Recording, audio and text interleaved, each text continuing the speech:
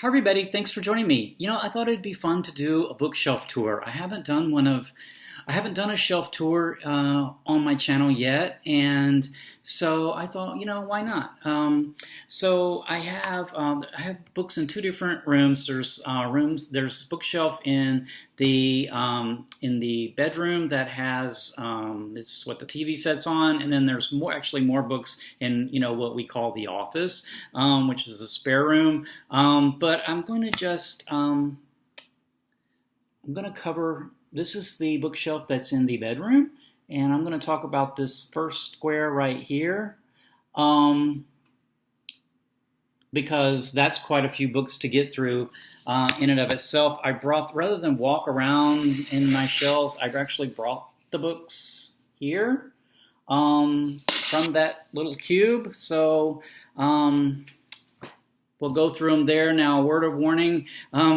My bookshelves are a bit like my reading style, which is pretty eclectic, so prepare yourself to shift gears a couple of times through this little tour. So the first book on that shelf is The History of Art. This is actually a reference book that covers art all through time. This was a gift to me back when. This was published in Italy originally in 1988. And then an English translation was published in 1989, and it was translated into English by a whole team of translators. It's really a good, reference work for art. A lot of good text. I think I'm guilty of maybe it's a symptom of modern times, where when I have a question about a period in art history or something like that, I tend to Google it now rather than to refer to a reference book like this. But it's good to have that on hand. I think I really need to remind myself more to check references like this out that are more in depth. So the next book on the shelf is called The Yellow Cross.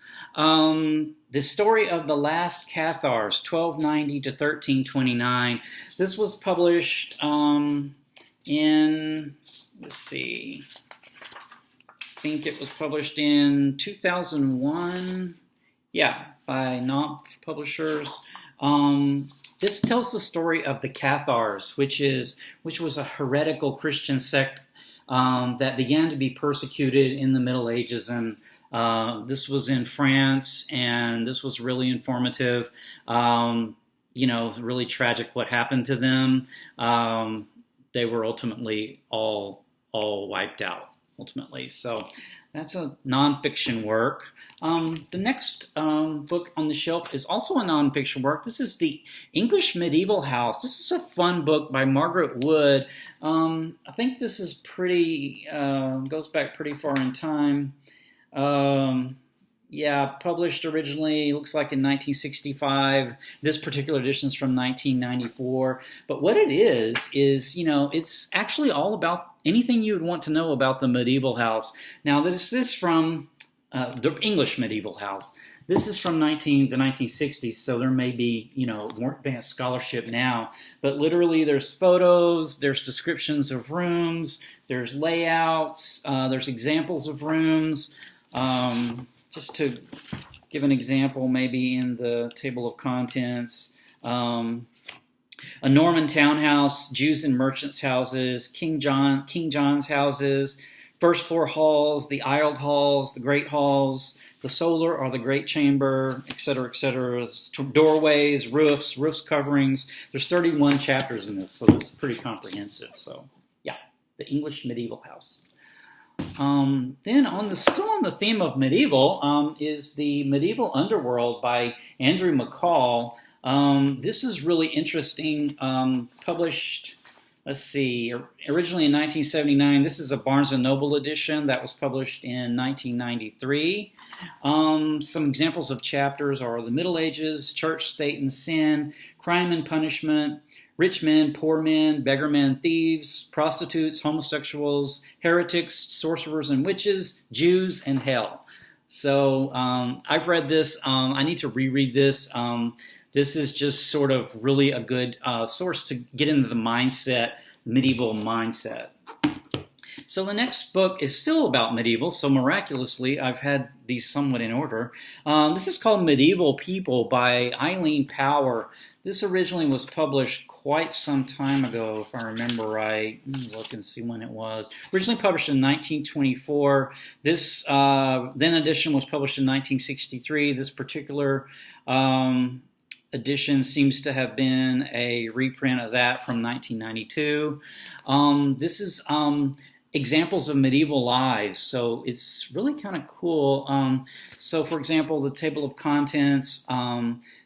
Chapter 1, the precursor. Chapter 2, Bodo, a Frankish peasant in the time of Charlemagne. Chapter 3, Marco Polo, a Venetian traveler of the 13th century. Chapter 4, Madame Eglantine, Chaucer's prioress in real life.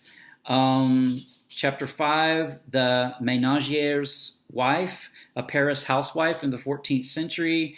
Chapter 6, Thomas Bettson, a merchant of the staple in the 15th century. And chapter 7 is Thomas Paycock of Coggeshall. I'm not sure if I'm pronouncing that right. An Essex clothier in the days of Henry VII. So this is just an interesting sort of another fascinating look at individual lives in the medieval era, European lives. So now we need to switch gears because we have 4 plays by Tennessee Williams. So I went through this phase one time of wanting to read more plays, and I didn't get very far with it, but this is one of the books that I still have from that reading phase that I went through. The plays in this particular volume are Summer and Smoke, Orpheus Descending, Suddenly Last Summer, and Period of Adjustment. Orpheus Descending and Suddenly Last Summer are just amazing plays.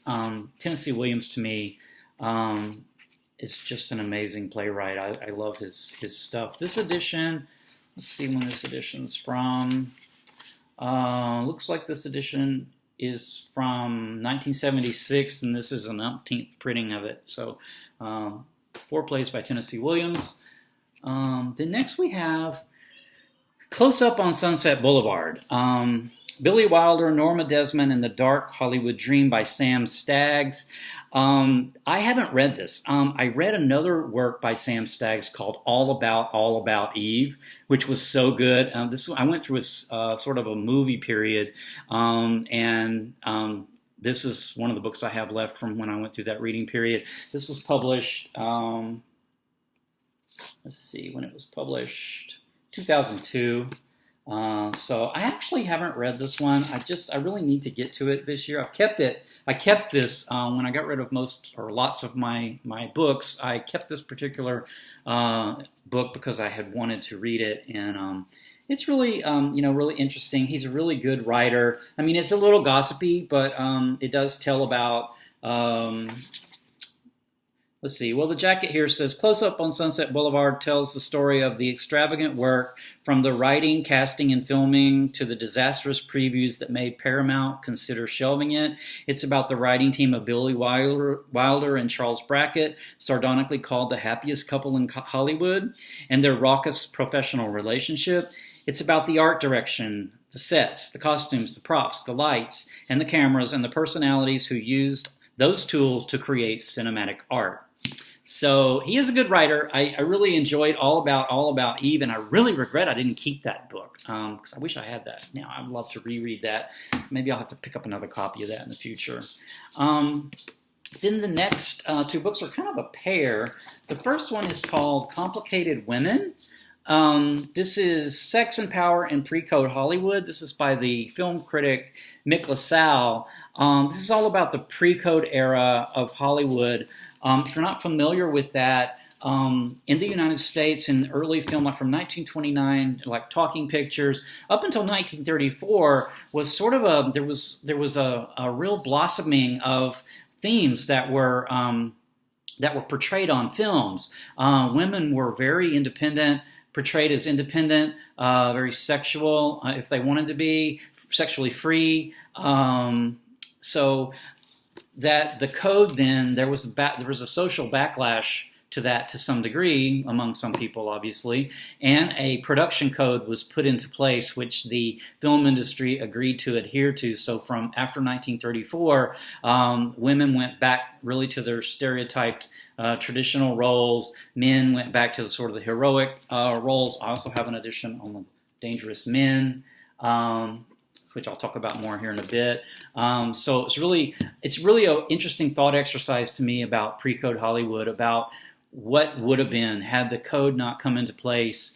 What impact would that have had on our society if we hadn't had that censorship? But just a bit about what from the jacket. It says between 1929 and 1934, women in American cinema were modern. They took lovers. They had babies out of wedlock. They got rid of cheating husbands. They enjoyed their sexuality. They led unapologetic careers and in general acted the way many think women acted only after 1968. So talk about before then, women on screen had come in two varieties, either good or bad, sweet ingenue or vamp. And then two stars came along and blasted away those stereotypes. That was Greta Garbo. Turned the femme fatale into a woman whose capacity for love and sacrifice made all human emotions seem pale. Other human emotions seem pale. And then Norma Shearer was the other one, and she was this sexually liberated woman in many of her early films. So then many other women followed suit. This book has lots of photos. There, we got Miriam Hopkins. This is Jean Harlow. So Joan Crawford.